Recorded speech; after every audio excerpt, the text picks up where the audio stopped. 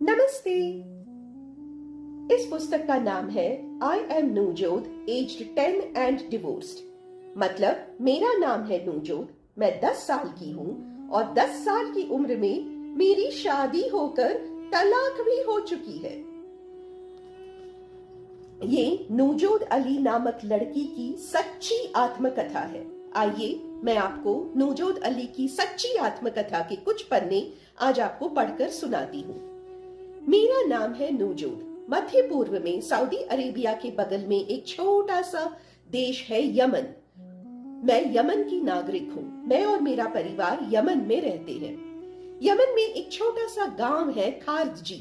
मूलतः मैं और मेरे परिवार खारजी के रहने वाले हैं, परंतु गांव में कुछ खास था नहीं और बहुत सारे और अन्य कारण भी थे।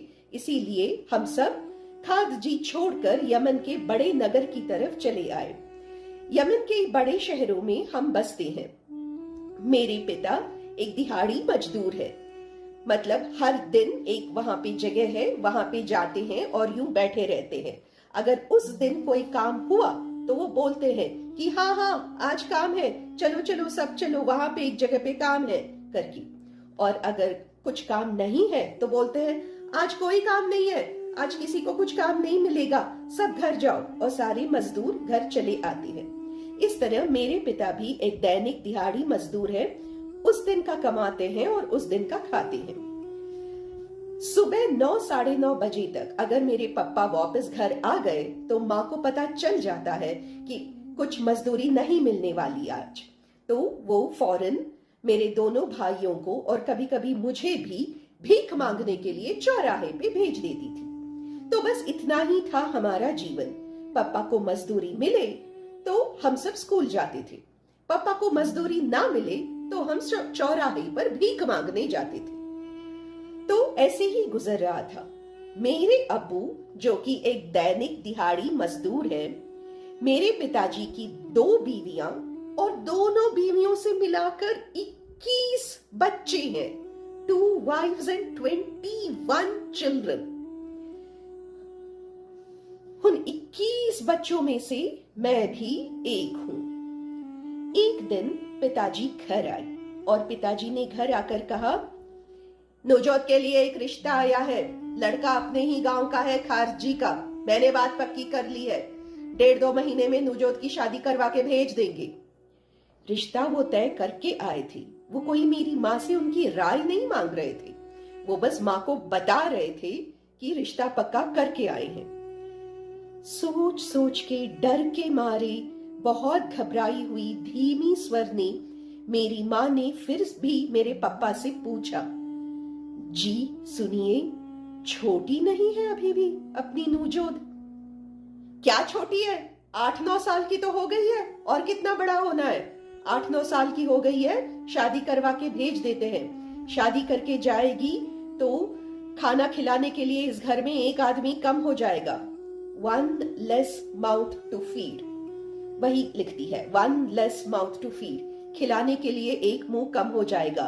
ये कहकर मेरे पिता ने मेरी शादी तय कर दी।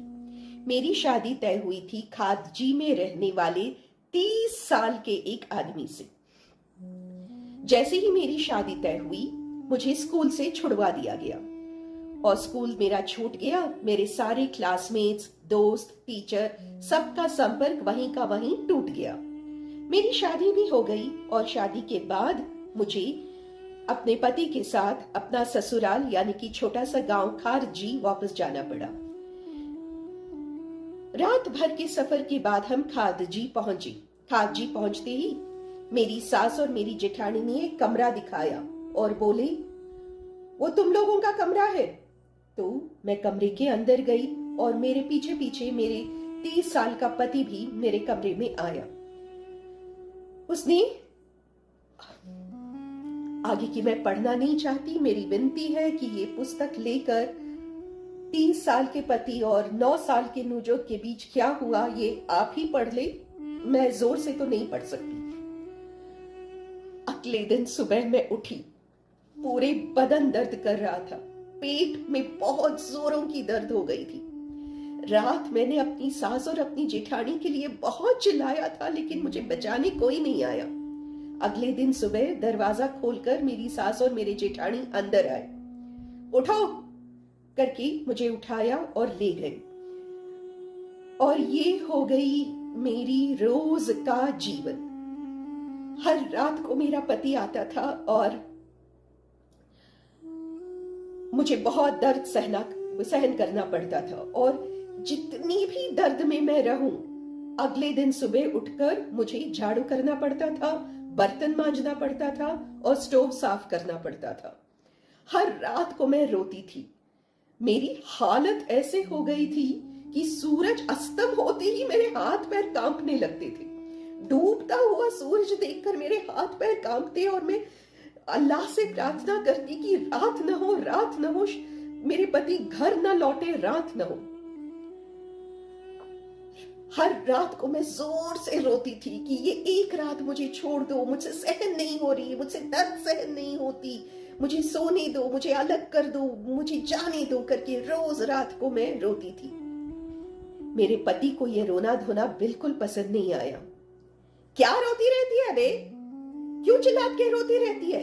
शादी करके आया हूं तुझसे, निकाह करके लाया हूं ना, ये रोना धोना बंद कर, कह के मुझे पीटने लगा।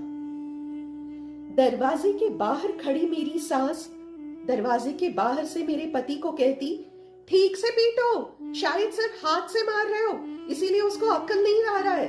हाथ से मारने से अक्ल नहीं आएगी बेटा, डंडा लेकर पीटो उसे, लाठी लेके पीटो करके मेरी सास बाहर से अपने बेटे को बोलती थी और वो मुझे डंडा लेके मारता था। पूरे शरीर लाल हो गया था, हर जगह लाल लाल निशान पड़ गए थे। इसके बावजूद मुझे अगले दिन सुबह उठ के झाड़ू लगाना पड़ता था, बर्तन मांजना पड़ता था। मम्मा के घर भेज दो, मुझे 4 दिन के लिए मायका भेजो, मुझे 4 दिन के लिए मायका भेजो, बस 4 दिन मुझे माँ के पास जाने दो करके मैं सुबह शाम दिन रात जोर जोर से रोने लगी। एक दिन आखिरकार मेरे पति ने कहा, ठीक है, सहन नहीं हो रही है तू, कहां से शादी करके आ गया मैं, सहन नहीं कर सकता मैं अभी ये रोना धोना, ठीक है 4 दिन के लिए माँ के घर लेके जाता हूँ, 4 दिन वहां पे रह और 5वें दिन वो वापस आओगी ना, 5वें दिन से जब वापस आओगी ढंग की बीवी बन के रह, समझ गई? इतना रो रही है, चलो 4 दिन के लिए लेके जाता हूँ, वापस आते ही रोना धोना बंद करके अच्छी बीवी बन के रहना चाहिए, समझ गई? कह के मेरा पति मुझे शहर लेके आया अपनी माँ के घर। माँ मुझे देखते ही सिकुड़ गई। मैं एकदम दुबली पतली हो गई थी, सारा चेहरा उतरा हुआ था और पूरे शरीर पर मार की निशानी थी, लाठी डंडे से खाई हुई मार की निशानी थी। माँ मुझे देख के बहुत रोई और मैंने भी बहुत कहा, माँ मुझे वापस मत भेजो, मैं भी भाइयों के साथ जाके चौराहे पे भीख मांग लूंगी, कुछ भी करूंगी, जो भी काम वहां कर रही थी वो सब यहीं भी कर लूंगी माँ, लेकिन मुझे वापस तो खारजी मत भेजो, वापस ससुराल मत भेजो, मैं यहीं रहूंगी, तुम जो बोलोगे करूंगी करके। पिताजी गुस्से हुए, क्या सिखाया है अपनी बेटी को, ये क्या बोल रही है, खानदान की इज्जत का क्या होगा? 4 दिन के लिए आई है, 4 दिन के बाद इसको वापस जाना है, 5वें दिन वापस जाना है, अभी की अभी समझा दो, क्या सिखाया है तुमने अपनी बेटी को करके पप्पा ने चिल्लाया। हालांकि माँ को मुझ पे बहुत तरस आ रहा था, लेकिन माँ मेरे लिए कुछ कर नहीं सकती थी। इस बीच और कोई चारा नहीं देखते हुए मैं अपनी छोटी अम्मी के पास गई। छोटी अम्मी मतलब पिताजी की दूसरी पत्नी। मैं छोटी अम्मी के पास गई, उसका भी वही जीवन था, बच्चों को लेके चौराहे पे भीख मांगना, उस दिन का भीख मांगना, उस दिन थोड़ा बहुत खाना, उसका भी वही जीवन था। तो मैं छोटी अम्मी की झोपड़पट्टी में गई और मैंने कहा, छोटी अम्मी कम से कम आप तो मुझे अपने साथ रख लो, मैं ससुराल वापस नहीं जाना चाहती, प्लीज मुझे ससुराल वापस मत भेजो, मैं आपके यहाँ रह लूंगी, नौकरानी बन के रह लूंगी, मुझे ससुराल वापस मत भेजो। छोटी अम्मी ने मेरी तरफ देखा, उन्हें भी मुझ पे बहुत तरस आ गया था। छोटी अम्मी ने मेरी पूरी कहानी सुनी और फिर छोटी अम्मी ने अचानक कहा, नवजोत बेटा, तुम्हारी इस समस्या का एक ही समाधान है, ऐसा करो, शहर के बीचों बीच न्यायालय है, कोर्ट है, तुम कैसे तो भी करके कोर्ट पहुंचो, वहां जो भी जज मिले उस जज के पैर पकड़ लेना और जज के पैर पकड़ कर कहना जज साहब मुझे तलाक चाहिए, जज साहब मुझे तलाक चाहिए करके जज के पैरों पे गिर के तुम रोना। इसके अलावा मैं तुम्हें और कोई सजेशन नहीं दे सकती नवजोत, तुम्हारी समस्या का बस यही एक हल है। ये सुन के मैं एकदम आश्चर्य में आ गई। न्यायालय, मुझे तो मालूम भी नहीं था कि वो है कहाँ। मैंने कहा ठीक है छोटी अम्मी, मैं निकलती हूं। छोटी अम्मी ने कहा नवजोत 1 मिनट बेटा, और उस दिन का उनका सारा भीख का पैसा, उनकी पूरी आमदनी उन्होंने मेरे हाथ में रखा। बोली तुम भी बेटी हो नवजोत, लेकिन छोटी अम्मी होने के नाते इससे अधिक मैं तुम्हारी और कोई सहायता नहीं कर सकती। ये आज का पूरा भीख का पैसा है, तुम रख लो। मैं जानती थी कि सब कुछ मुझे देने के बाद छोटी अम्मी और उसके सारे बच्चे भूखे मरने वाले हैं, लेकिन फिर भी मैंने ले लिया। मैं घर आई, रात भर सोचती रही कि न्यायालय होता क्या है, जज होते कौन है।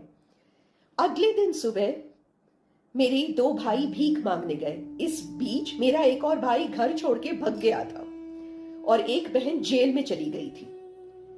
माँ ने मुझे ही बुलाया और बोला घर में और कोई नहीं है, ये लो पैसा, बाजार से आटा लेकर आओ। माँ ने जब आटा लाने के लिए पैसे दिए तो मुझे लगा हाँ ये अच्छा ही हुआ, ये एक तरह से मुझे लगता है भाग जाने के लिए ही मुझे ये पैसे मिले हैं। मैंने छोटी अम्मी के दिए हुए पैसे और माँ ने जो आटा लाने के लिए दिया था वो पैसे, मैंने सारा पैसा बटोरा, चादर लगा के घर से निकली और चौराहे पे आई। एक खाली टैक्सी जा रही थी। मैंने टैक्सी को रोका और टैक्सी वाले को बोला कोर्ट। कोर्ट, न्यायालय, कोर्ट। टैक्सी वाला मुझे कोर्ट तक लेके आया। उसने मुझे कोर्ट के दरवाजे पे छोड़ दिया। अब कोर्ट की सीढ़ियां चढ़नी थी। यहां तक तो आ ही गई हूं। दुनिया भर का धैर्य बटोर कर मैं कोर्ट की सीढ़ियां चढ़ी। सब लोग लाइन में बैठे थे, मैं भी उनके साथ लाइन में बैठ गई। एक आदमी एक पुस्तक और एक पेंसिल लेकर आया। वो सबसे पूछ रहा था आपकी क्या शिकायत है, आपकी क्या शिकायत है, आपकी क्या शिकायत है। मेरे पास भी आया। उसने पूछा तुम्हारी क्या शिकायत है। मैंने कहा मुझे तलाक चाहिए। तलाक, तलाक, मुझे तलाक चाहिए। उसने यूं मुझे देखा और बोला बेटी यहीं बैठी रहना, हाँ कहीं जाना मत, मैं वापस आ रहा हूं, यहीं बैठी रहना। कह के वो चला गया और थोड़ी देर बाद वापस आया। शादा नाम के एक लॉयर को अपने साथ लेकर वापस आया। मैडम शादा यमन की प्रसिद्ध वकील थी। उन्होंने मुझे देखा, गले लगाया, मेरी सारी कहानी सुनी और फिर मैडम शादा ने पूछा नवजोत बिस्तर पे लेके गया तुम्हें, संभोग हुआ। मैंने कहा हाँ संभोग हुआ। संभोग लगातार होता रहा, महीनों महीनों हर रात संभोग होता रहा। अब आगे का आप ही पढ़ लीजिए। उसके बाद शादा ने मेरी तलाक के लिए कोर्ट से अर्जी दी।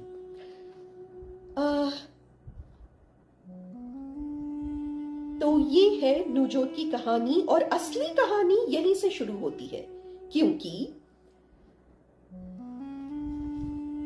आई am Navjot age 10 and divorced. तो नवजोत को तलाक कैसा मिला, नवजोत की तलाक में क्या क्या अड़चन आई, नवजोत को अपनी तलाक के लिए कितनी मेहनत, कितनी संघर्ष, कितनी मशक्कत करनी पड़ी, यही कहानी है। और ये मत समझिए कि ये कोई 11वीं या 12वीं शताब्दी की कहानी है, ना ना ना, ये 2008 की कहानी है। ये नवजोत अभी भी जिंदा है। ये 23-24 साल की नवजोत आज भी है। यूट्यूब पर इसके वीडियोस आज भी है और अप्रैल 2008 को ये तलाक का मामला दर्ज हुआ न्यायालय में और कई सारी अखबारों में भी आया। तो ये कोई 600, 700, 800 साल पहले की कहानी नहीं है, ये आज की कहानी है। ये इस शताब्दी की 2008 की कहानी है। नवजोत को तलाक कैसे मिली, यही आगे की कहानी है। मेरी सबसे विनती है कि ये पुस्तक लेकर पढ़ें। और मेरी साहिल जी से 3 प्रश्न हैं। ये पुस्तक पढ़ने के बाद मेरी साहिल जी से 3 प्रश्न है। पहला प्रश्न, इस पुस्तक में लिखा है कि शादी की उम्र 6 साल की होती है और क्योंकि नवजोत 8-9 साल की थी, शादी की उम्र से 2 साल के ऊपर की हो चुकी थी। क्या शादी की उम्र 8 से 6 साल की है? क्या शरिया कानून के मुताबिक शादी की उम्र 6 साल है? मेरा दूसरा प्रश्न साहिल जी से, इस पुस्तक में लिखा है कि शरिया कानून में डोमेस्टिक वायलेंस नहीं है। पति अपने पत्नी को जितना चाहे उतना मार सकता है, पीट सकता है।